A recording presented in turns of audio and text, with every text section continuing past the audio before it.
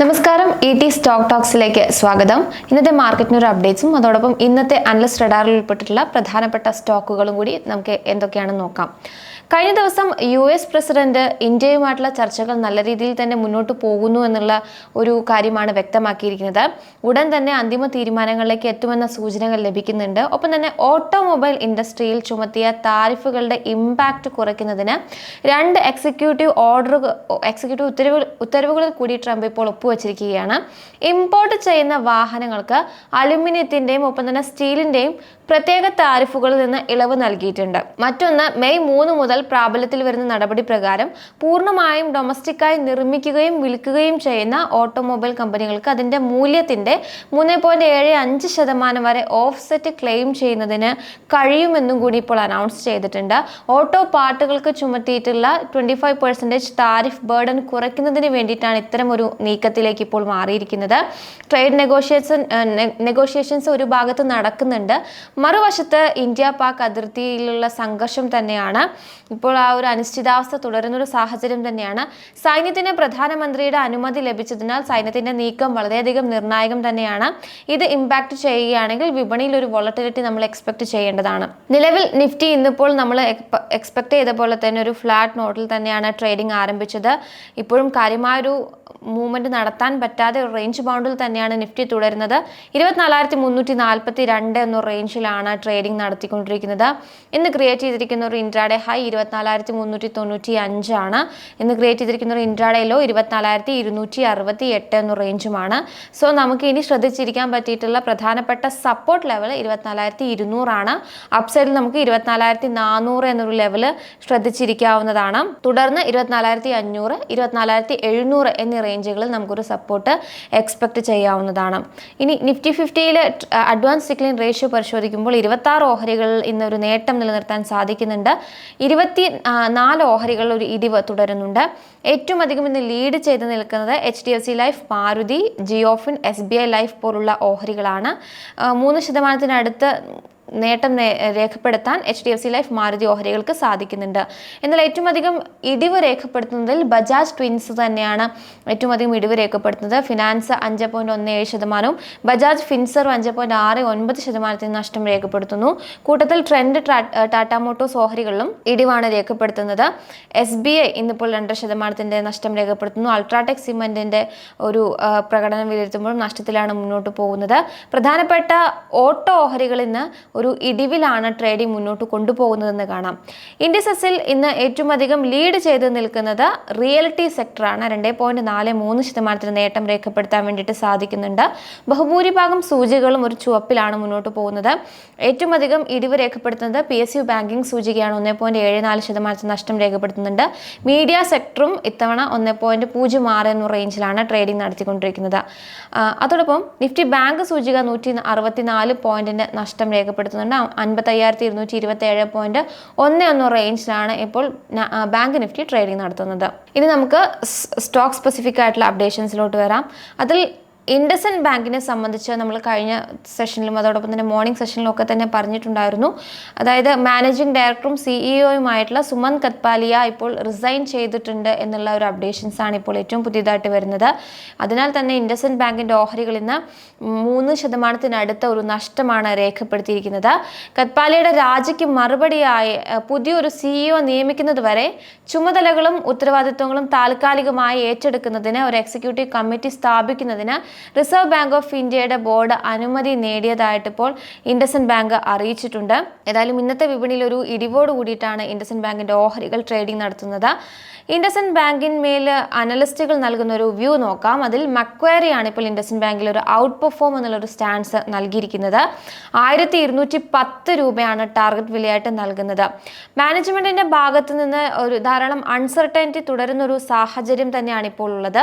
പക്ഷേ മുന്നോട്ടേക്ക് വരുന്ന സമയത്ത് ഒരു പൊട്ടൻഷ്യൽ ആയിട്ടുള്ള ഒരു കാൻഡിഡേറ്റിനെ തന്നെ തിരഞ്ഞെടുക്കാൻ വേണ്ടി ബാങ്ക് ശ്രദ്ധിക്കും എന്നുള്ള കാര്യത്തിൽ തീർച്ചയാണ്. ഇതിൻ്റെ ഒരു അടിസ്ഥാനത്തിൽ മുന്നോട്ടേക്ക് ബാങ്കിന് വളർച്ചാ സാധ്യതകൾ അല്ലെങ്കിൽ ഒപ്റ്റിമിസ്റ്റിക് ആയിട്ട് തുടരുന്നൊരു സാഹചര്യമാണ് മക്വയറി എടുത്തിരിക്കുന്നത്. നിയർ ടു മീഡിയം ടേമിലേക്ക് നോക്കുമ്പോൾ മാനേജ്മെന്റിന്റെ സക്സഷന്റെ ഭാഗവുമായി ബന്ധപ്പെട്ട് ഒരു കൂടുതൽ ക്ലാരിറ്റി ലഭിക്കേണ്ടതുണ്ട്. എങ്കിൽ പോലും ഫണ്ടമെന്റലി നമ്മളുടെ ബാങ്കിന്റെ പ്രകടനം വിലയിരുത്തുന്ന സമയത്ത് അല്ലെങ്കിൽ ബാങ്കിനെ സംബന്ധിച്ച് സ്ട്രോങ് ആയിട്ട് തുടരുന്നു എന്നുള്ളൊരു വിലയിരുത്തലാണ് പൊതുവെ അനലിസ്റ്റുകൾ പങ്കുവെക്കുന്നത്. ഏതായാലും മക്വയറി ഇൻഡസ്ഇൻഡ് ബാങ്കിന് 1210 രൂപ എന്ന റേഞ്ചിൽ ടാർഗറ്റ് വില നൽകുന്നുണ്ട്. ഇനി ബജാജ് ഫിനാൻസ് തന്നെയാണ് ഇന്ന് ഇടിവിൽ ലീഡ് ചെയ്ത് നിൽക്കുന്ന ഒരു ഓഹരി. ബജാജ് ഫിനാൻസിന്റെ റിസൾട്ടിന്റെ ബേസിൽ അനലിസ്റ്റുകൾ എടുത്തിരിക്കുന്ന വ്യൂ നോക്കാം. ഇതിൽ HSBC കമ്പനിക്ക് ബൈ റേറ്റിംഗ് ആണ് നൽകുന്നത്. 10,800 രൂപയിലേക്ക് എത്തുമെന്നുള്ളൊരു എക്സ്പെക്ടേഷൻസ് ആണ് പങ്കുവെക്കുന്നത്. ഏറ്റവും കൂടുതൽ ഒപ്റ്റിമിസ്റ്റിക് ആയിട്ട് ഒരു സ്റ്റാൻസ് സ്വീകരിച്ചിരിക്കുന്നത് HSBC തന്നെയാണ്. NBFC മേഖലയിൽ നല്ലൊരു പൊട്ടൻഷ്യൽ ഉണ്ട് എന്നുള്ളൊരു എസ്റ്റിമേഷനോട് കൂടിയിട്ട് തന്നെയാണ് ബജാജ് ഫിനാൻസിന് ഇപ്പോൾ ഒരു ബൈ ഇനിഷ്യേറ്റീവ് നൽകുന്നത്. ഒരു റിസ്ക് ആയിട്ട് ഇപ്പോൾ അവർ പറയുന്നത് ക്രെഡിറ്റ് കോസ്റ്റ് ഉയർന്നത് തുടർച്ചയായിട്ട് ഈ ക്രെഡിറ്റ് കോസ്റ്റ് ഉയരുന്നൊരു സാഹചര്യം ഉണ്ടായിക്കഴിഞ്ഞാൽ തീർച്ചയായിട്ടും അത് കമ്പനിയുടെ വളർച്ചയിൽ ഒരു മന്ദതയിലേക്ക് കൊണ്ടുപോകുമെന്നുള്ളൊരു റിസ്ക് അവിടെ ചൂണ്ടിക്കാണിക്കുന്നുണ്ട്. ജഫറീസ് ബജാജ് ഫിനാൻസിന് ബൈ റേറ്റിംഗ് നൽകുന്നുണ്ട്. 10,440 രൂപയാണ് ടാർഗറ്റ് വിലയായിട്ട് നൽകുന്നത്. റിസൾട്ടുകൾ തീർച്ചയായിട്ടും എസ്റ്റിമേറ്റിനൊത്ത് തന്നെയായിരുന്നു റിലീസ് ചെയ്തത് എന്നാണ് ജഫറീസ് അഭിപ്രായപ്പെടുന്നത്. MK ഗ്ലോബൽ ആഡ് എന്ന റേറ്റിംഗ് നൽകുന്നുണ്ട്. 9,200 രൂപയാണ് ടാർഗറ്റ് വിലയായിട്ട് നൽകുന്നത്. എന്നാൽ ഇതിന് ബദലായി ഇപ്പോൾ സിറ്റി ഓഹരിക്ക് ഡൗൺഗ്രേഡ് സ്റ്റാൻസ് സ്വീകരിച്ചിട്ടുണ്ട്. ന്യൂട്രൽ എന്നുള്ള ഒരു സ്റ്റാൻസ് ആണ് ഇപ്പോൾ നൽകിയിരിക്കുന്നത്. ഓഹരിയെ സംബന്ധിച്ച് നിഫ്റ്റി ബാങ്ക് വെച്ച് കമ്പയർ ചെയ്യുമ്പോൾ ഔട്ട് പെർഫോം ചെയ്തതായിട്ട് കാണാൻ സാധിക്കുന്നുണ്ട്. ടാർഗറ്റ് പ്രൈസ് കുറയ്ക്കുകയും ചെയ്തിട്ടുണ്ട്. 10,200 രൂപയായിരുന്നു ഇതിന് മുൻപ് നൽകിയിട്ടുണ്ടായിരുന്നത്. അതിൽ നിന്നും 9,830 രൂപയിലേക്ക് ഇപ്പോൾ ടാർഗറ്റ് വില കുറയ്ക്കുകയും ചെയ്തിട്ടുണ്ട്. സിറ്റിയെ സംബന്ധിച്ച് അവരുടെ ക്രെഡിറ്റ് കോസ്റ്റ് 2.3% ആണ് രേഖപ്പെടുത്തിയിരിക്കുന്നത്. ഇതൊരു എക്സ്പെക്ടേഷൻസിന് ഒത്ത് വന്നിട്ടില്ല എന്നുള്ളൊരു അഭിപ്രായമാണ് സിറ്റി പങ്കുവെക്കുന്നത്. അതോടൊപ്പം തന്നെ 2026 സാമ്പത്തിക വർഷത്തിലേക്കുള്ള അവരുടെ അസറ്റ് അണ്ടർ മാനേജ്മെന്റിന്റെ വളർച്ച അനുമാനവും ഇവരിപ്പോൾ കുറച്ചിട്ടുണ്ട്. 24 to 25% ഒരു വളർച്ചയായിരിക്കും രേഖപ്പെടുത്തുക എന്നിപ്പോൾ മാനേജ്മെന്റ് അറിയിച്ചിട്ടുണ്ട്. അവരുടെ ലോങ് ടേം ഗൈഡൻസ് ആയിട്ട് അവർ പറയുന്നത് 25 to 27% ഒരു വളർച്ച കൈവരിക്കും എന്നുള്ളതാണ് മുൻപ് പറഞ്ഞിട്ടുണ്ടായിരുന്നത്. എന്നാൽ ഇപ്പോൾ അത് 24 to 25% ഒരു വളർച്ച മാത്രമായിരിക്കും രേഖപ്പെടുത്തുക എന്നാണ് ഇപ്പോൾ കമ്പനി അറിയിച്ചിരിക്കുന്നത്.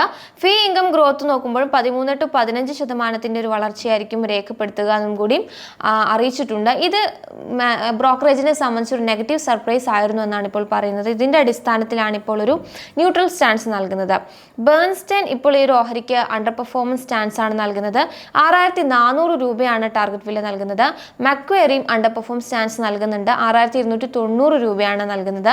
മോർഗൻ സ്റ്റാൻലി ഓവർവെയ്റ്റ് സ്റ്റാൻസ് നൽകുന്നുണ്ട്. 10,500 രൂപയാണ് ടാർഗറ്റ് വില നൽകുന്നത്.